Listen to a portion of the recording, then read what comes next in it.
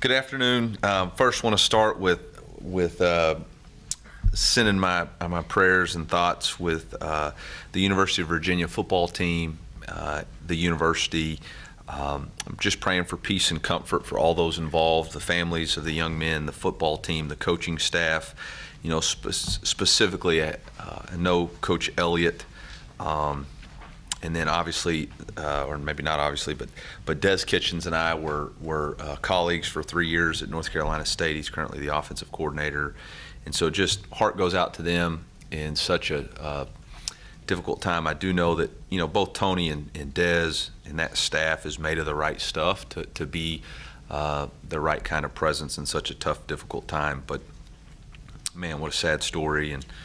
And hopefully there's some positive that can come from this tragedy. With that, you know, for us, this is a big week.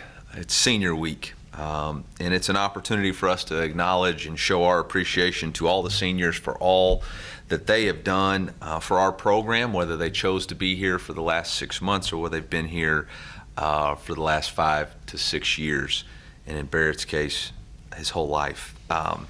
We just really appreciate what they've done and the sacrifices that not only they've made, but their parents and their fans and their families to come to the games and put a really good product on the field. And I think these 21 seniors that we have represented the Mizzou football Tigers in the right way. And they are true sons to this university and this state.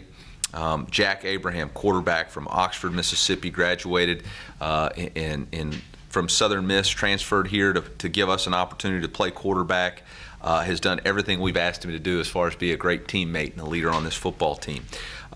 Plans on enrolling in dental school and following in the steps of his father and continuing a practice of being a dentist there. So good news is I'm going to be able to have the ability to get my teeth cleaned later in life. Barrett Bannister, wide receiver, Fayetteville, Arkansas. What an incredible story he is. A guy who chose to walk on here. Now has over 1,000 yards receiving, over 100 catches, and just does all the little things right. Third and Bannister, you know, just somebody who you can count on, and really excited for him to walk this year.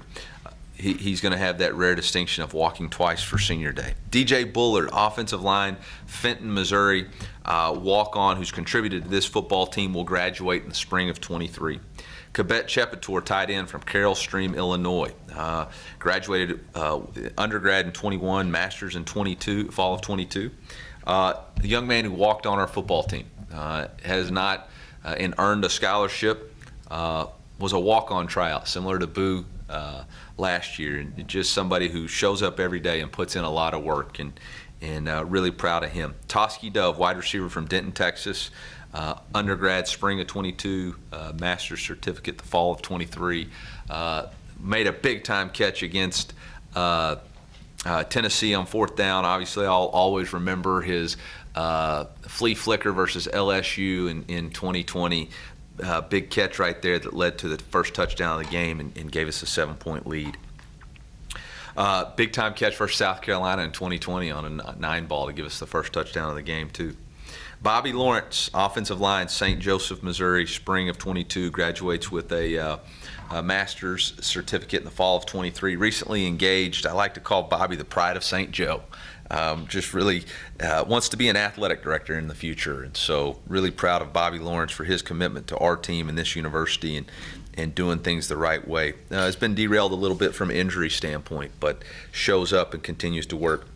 Nathaniel Pete, running back, Columbia, Missouri, will graduate in the spring of 23. A transfer, obviously played at Rockbridge, transferred back this year, and appreciate the contributions that he's made to our football program. Zeke Powell from Georgiana, Alabama, is going to graduate. Was a young man who came here the end of July in the COVID year of 2020. Junior college kid. Started at South Alabama, went to junior college, came here. Has had ups and downs throughout his career. Started as in his first year, and then last year had to face battle competition, battled back.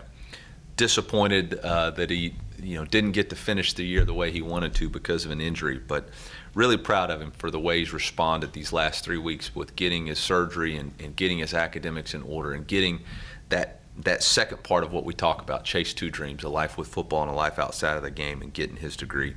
Trenton Cedarwall, offensive lineman, Ozark, Missouri, just had a birthday. Appreciate all he's contributed to our team. Richard Taylor, offensive lineman from Ellenwood, Georgia, who graduated in the spring of 21 and should have complete his master's certificate in the fall of 22, or grad certificate in the fall of 22. A young man who worked extremely hard, was Tyler Beatty's roommate, and earned a scholarship last fall for everything that he did. Connor Wood from Meridian, Idaho, transferred from Montana State, a guy who has played a lot of football for us, a lot of positions on the offensive line, has a great attitude every single day, shows up to work, has a bright future in front of him. He's going to be used to weather like this today. No problem for him practicing today at all. DJ Coleman, defensive end from Atlanta, Georgia, graduated from Jacksonville State, transferred here, has worked extremely hard to be a very productive player for us. And we appreciate his belief in us and his willingness to embrace his role, whatever it was throughout the season.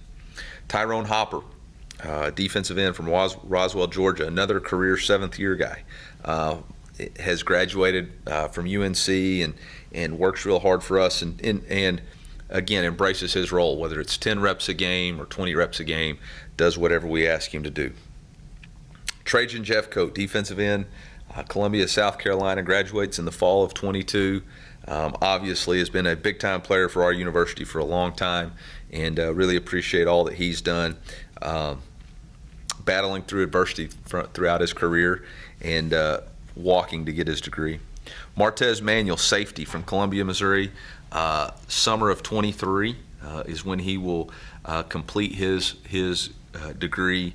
Martez brings a lot of energy and enthusiasm. He loves this city. Loves representing and playing for the University of Missouri, and we're really proud of him. Isaiah McGuire, defensive end, Tulsa, Oklahoma, graduates in the summer of 23, a young man who's worked really hard to develop into our most consistent defensive player and affects the game. Was our defensive MVP last year and is looking to be that same player for us this year. Devin Nicholson, linebacker, Detroit, Michigan, graduates in the summer of 23. Darius Robinson, defensive tackle from Southfield, Michigan, graduates in the spring of 23. Jelani Williams, safety from St. Louis, Missouri, graduates in the fall of 22. A guy who's battled a lot of injuries and consistently shows up, does everything we ask, is ready at a moment's notice. And as long as I'm coaching, I'll remember Jelani's hit in that bowl game on fourth down. Obviously it led to an injury, but man, he came up, filled the hole, got him down, and gave us a chance to get the ball back to go down and take the lead in that game. Special teams, Jake Hoffman, long snapper from Kearney, Missouri. I think I said that wrong, Kearney, Missouri. And just a special young man. When he gave his senior talk in fall, talked about he grew up coming to the University of Missouri football games and dreamed about being a Tiger, and as now his dream has become reality. Obviously earned a scholarship and does a heck of a job for us. Sean Ketting, kicker from Columbia, Missouri. Sean's been through a lot, being from here, earning a scholarship, having personal difficulties he's had to work through with family-related issues. Just really proud of Sean and his commitment to our team and continuing to play and show up every day for us. These seniors deserve this week for us to, again, show our appreciation to them for all that they've done. And we have one of the unique traditions in college football that if you win on your senior day, the seniors get to go and get a rock from the M and they get carried off the field by their teammates. And so that's our focus this week. That's our focus this week, is to celebrate these seniors, to make it about them, to play to our standard, not to play to an opponent, but to play to our standard, to get better at the simple things, to execute at a higher level than we have the last 2 weeks, to play to our standard, to play and to be excellent in the simple things that we can improve on, and to make sure that when this game's over, our seniors get the opportunity that they've worked so hard to get. So with that, I'll open it up for questions. Eli, the word senior is a little bit of a moving target still for the next 2 or 3 years. Is the fact these guys are going through senior day an indication this is their last game, or is that all decided? Not last game, but last year, or is that decided after the year? I know some of them can. The long and short of it is I don't know. There's a lot of guys on here who are confirmed with what their plans are and what they will be doing moving forward in the future. But there are still a handful that have decisions that need to be made, maybe after a bowl game or in consultation with some other factors. Maybe paperwork coming back from the NFLPA and that sort of thing. So, like you said, when I think you opened up this, when your question was seniors is kind of a moving target. We're trying to do the very best we can with some uncharted waters here. How much has that changed roster management these days with that year that's still out there? I mean, not everybody has the COVID year on your roster, but some still do. Yeah, it's an interesting thing because you have the COVID year, you have transfer ability, you have guys who could go to the NFL. I think the good news what the NCAA did was allow for an 85 for 85.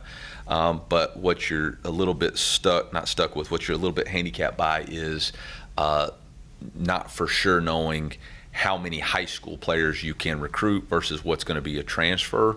For us right now, we currently have 14 high schoolers committed. We only have really 18 scholarships available. We're in, really a target of trying to hit 16 high school guys, and then after that, transfers. We haven't really been recruiting high school guys to take those transfer spots, so that would have to go to the portal. So it's a unique plan, but it's one that I think since 2020 we've kind of adopted this be flexible.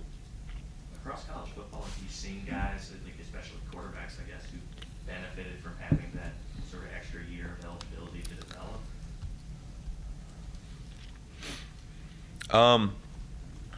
I'm trying to think about across college football right now. I haven't really. I don't know that one. I would think anytime you have a year in college football to get better, it's good in order to develop. I think some of the quarterbacks that are playing at the highest levels right now are guys who've gone through some growing pains. Looked like more designed runs for Brady on Saturday. Was that the idea going in, or was that, hey, this is working, we're going to stick with it as the game unfolds? Both. I felt like, again, in the South Carolina game, we kind of had a template, and then obviously in the fourth quarter of Georgia, Brady was able to use his legs to get going and I think play a little bit better. And so trying to incorporate that combined with what they allow you to do. Eli, on some of those fourth and shorts, maybe you're 40 where you punted against Tennessee. What was the thought process behind punting on some of those, and would you have decided differently looking back at it? There was one fourth and short in the first of the game, correct? And the score was 14-7. Yeah, and a couple more later in the game. And then there was another one later in the game that we went for, and then there was another game that we went for, but we got a penalty and backed it up to 4th and 6. So the first one at 14-7 felt like we were still in the game and didn't want to give them obviously a short field, and so obviously play the game the way we felt like we need to play it. Don't put our defense in a bad position. In the fourth quarter, it was either 49-24 at that point. Yeah, it was. Because then they made the field goal to go 52. We went with a play that we've been running a lot. We just hadn't ever got to the second part of that play, which was to flip it out to Elijah. Obviously didn't execute that. Felt like we had an opportunity there from the look.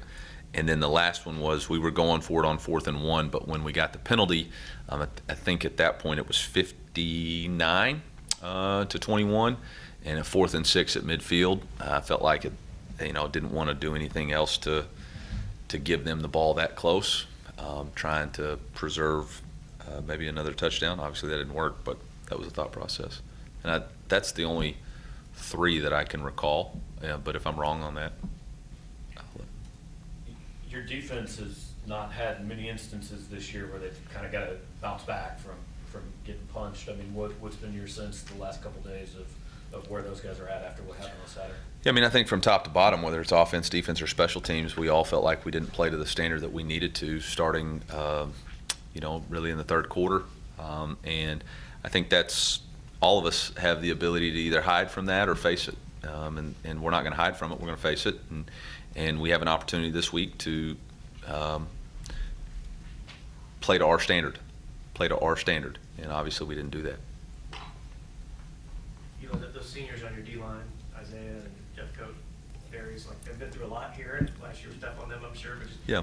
what's it been like to see them kind of have this year that they have had, put it all together, and that's been a strength of your team?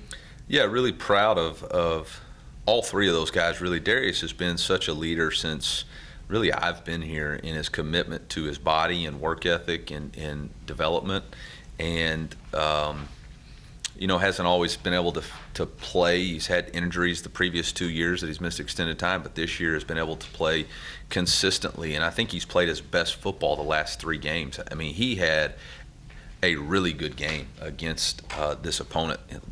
And Isaiah McGuire had a really good game against this last opponent. Didn't show up necessarily, but those guys have been giving us a chance each week. And I felt like other than, obviously there was a couple of big runs that spit out there, but I thought those guys provided pressure on the quarterback and were condensing the pocket and got sacks. And, Darius is a real matchup problem in the inside. And so been really proud of those 3 guys and their commitment to each other and commitment to this team and commitment to growth. And I think they're all 3 going to be rewarded in April. A couple guys that this to be mentioned, but I don't know if Hiron and Chad maybe had gone through senior day last year, or if Hiron's already decided he's going to, try to get a waiver, or what the situation with those two is. Yeah, my conversations with Hiron and his parents, we're going to apply for a medical red shirt for this year, and we feel confident that the NCAA will grant that, and we're very excited that if that's granted, he would spend another year with us, and that's really for him the best possible outcome for him to be able to rehab, retrain, and still have an opportunity to play at the next level. And so that was something that we had been working towards, and why we felt like the bye week was the target week. If he could have gotten back and played, then we would have done that, but just never got to where we felt comfortable that he was going to get enough reps to put himself in a position to play at the next level. And so for us, that's a huge opportunity for us to be solidify our offensive line for next year and give us another big-time offensive tackle who's got a lot of game reps. Chad Bailey has another year of eligibility, and so right now he is not walking in senior day because he wants to finish out his opportunity to play football, and so really excited about that. A young man whose best football is still ahead of him and continues to improve and be a leader on our football team, and so that's a big time get for us to be able to retain those 2 players. With the stakes of the next 2 weeks vis-a-vis a bowl game, how much of the focus is on the message of the importance of that versus? I'm only focused on senior week. The only message for us and our football team is these seniors this week and getting the rock. Chase route 2 rabbits, you'll catch none. We're focused on what it is for us to do to honor our seniors, to play to our standard, and to be excellent at the simple things. And that's really the message for us. That there's nothing else besides that. There's only this week. There's only today's practice. Our message has always been and will continue to be 1-0. And the one that's this week is, for our seniors, this is what you come here and play for, so you have an opportunity to carry that rock off. So you've put in a lot of work to get that tangible reward. So that's what we're here for. With this being the senior days, there's still an opportunity for some of the younger players that maybe haven't seen as much game time to get into this game this weekend. We're going to play to our standard. I have no idea what that final score or what that game's going to hold, and so I have no idea whoever's earned the opportunity to play is going to play based off the game. So I haven't really even considered anything other than playing to the standard. If that makes sense. Eli, I know a couple years ago you had Nick Bolton walk out senior day, even though he was strictly a junior because he was considered to go to the NFL. Yep. Anyone this year who's making that consideration of walking out senior day? The guys that are listed are the guys that are listed right now. So these are the guys that have told us that they're seniors, and not told us that we've we've communicated with and have celebrated with. And one of the cool traditions we have is that we have a senior dinner to start the year, and they all get fitted for suits, and we buy them a suit so that when they have their opportunity to go interview for a job, they're already prepared with interview suit. And so this is something that's been going on all year, and this is the group of seniors. I can't speculate on anything else besides that. Is there a reason you don't do it before the actual final home game? Well, the consideration this week was a couple of things. With next week being Thanksgiving, didn't know with all the students being gone and all that, was hopeful that this would be, and it's still hopeful. Our students have been awesome. They've been incredible. Really want those guys to show out. And then just also that last game is in a compressed 6-day window, and there's a lot of things that are going on. So just trying to reduce the amount of stress there with that week, and put that this week, and then next week focus on the final game.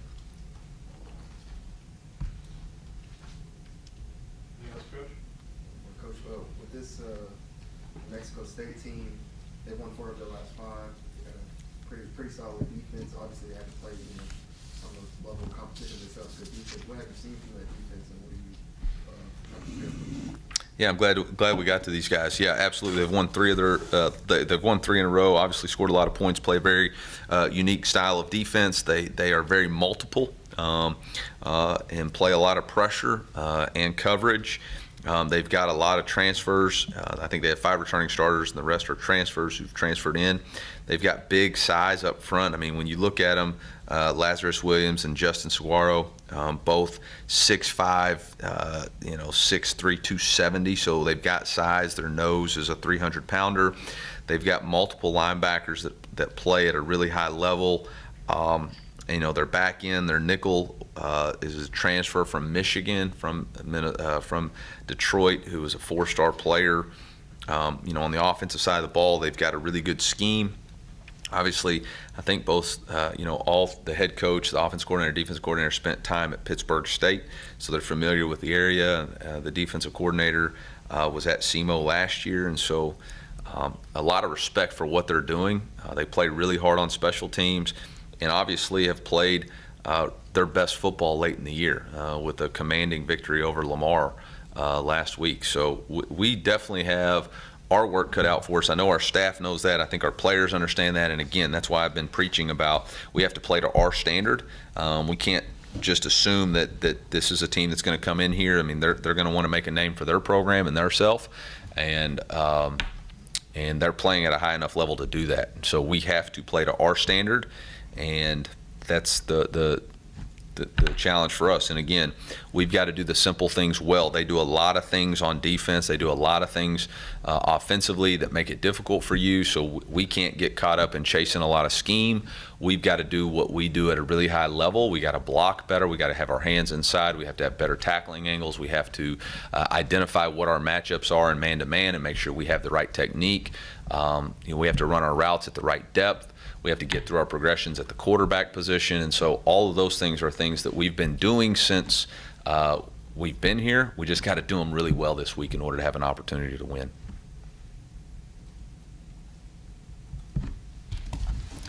Anything else? Thank you. Thank you.